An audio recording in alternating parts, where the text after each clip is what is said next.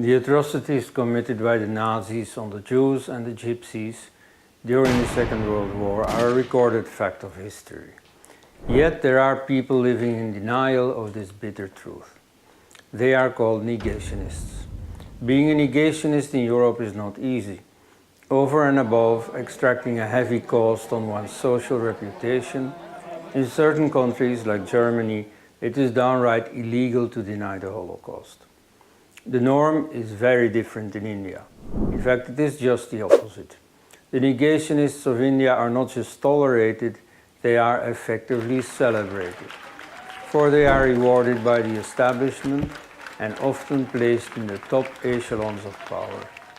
Thus placed, they go about the task of rewriting history and conjuring up centuries of Hindu-Muslim unity out of thin air. Indeed, the Muslim conquests down to the 16th century were for the Hindus a pure struggle of life and death. Entire cities were burned down, the populations massacred, hundreds of thousands killed in every campaign, and similar numbers deported as slaves.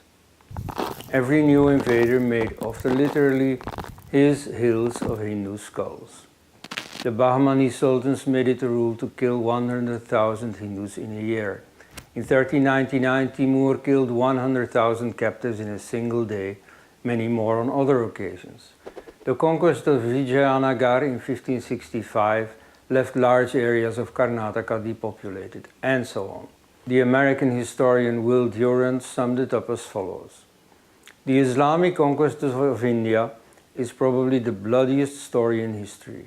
It's a discouraging tale, for its evident moral is that civilization is a precious good whose delicate complex of order and freedom, culture and peace can at any moment be overthrown by barbarians invading from without or multiplying within. Yet these traumatic events of the past that pushed Hindu civilization to the brink of extinction don't find a place in the collective memory of the inheritors of this civilization. The credit for this goes to the negationism institutionalized by first the Indian National Congress, second the Aligarh Muslim University, and third the Marxist historians. The rewriting of history textbooks began even before India attained independence. Congress supported the Khilafat movement with the aim of encouraging the Muslims to join the struggle for freedom. But their strategy backfired by further intensifying the separatist tendencies among the Muslim community. At that time, Congress leaders were not yet actively involved in the rewriting of history. They were satisfied to quietly ignore the true history of Hindu-Muslim relations. After the communal riots of Kanpur 1931, a Congress report advised the elimination of the enemy image by changing the contents of the history books. Subsequent generations of Congress leaders would profess negationism very explicitly.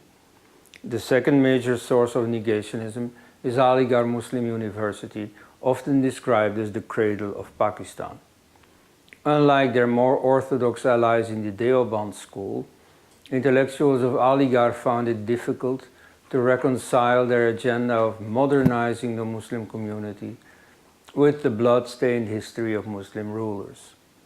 Around 1920, Aligarh historian Mohammed Habib launched a grand project to rewrite the history of the Indian religious conflict.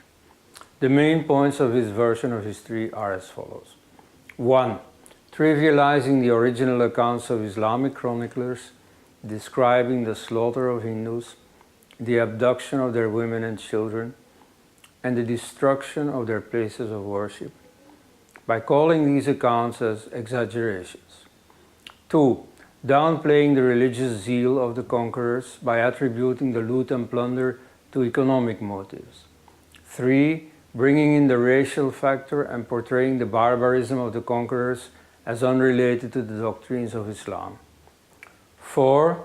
The violence of Islamic warriors was portrayed not to have played an important role in the establishment of Islam in India. These arguments cannot stand the test of historical criticism. We can demonstrate this with the example of Mahmud Ghaznavi, who ravaged the lands of Gujarat, Sindh and Punjab. Ghaznavi was a Turk, yes, but certainly not a barbarian. He patronized the arts and literature and was a fine calligraphist himself. The barbarity of his campaigns cannot be attributed to his ethnic stock, nor did he care for material gain. He left the rich mosques on his path untouched. He even turned down a Hindu offer to give back a famous idol in exchange of a huge ransom. I prefer to appear on Judgment Day as an idol breaker rather than an idol seller. The final boost to negationism was delivered by the Marxist historians who took over the reins of India's educational and research institutes and built a reputation for unscrupuled history writing in accordance with the party line. They took negationism to a whole new level. For Marxists like Bipin Chandra, communalism is not a dinosaur, meaning that it is a strictly modern phenomenon. They explicitly deny that before the modern period, there existed such a thing as Hindu identity or Muslim identity. Even now, negationism in India is practiced with the utmost prowess by historians and writers under the spell of Marxism. It would be wrong to expect that it will die a natural death because it has become a deeply entrenched bias and a thought habit for many people. Children usually survive their parents, and negationism will survive Marxism for some time, unless a serious effort is made to expose it on a ground scale. Read more, think critically, gather the courage to face the truth.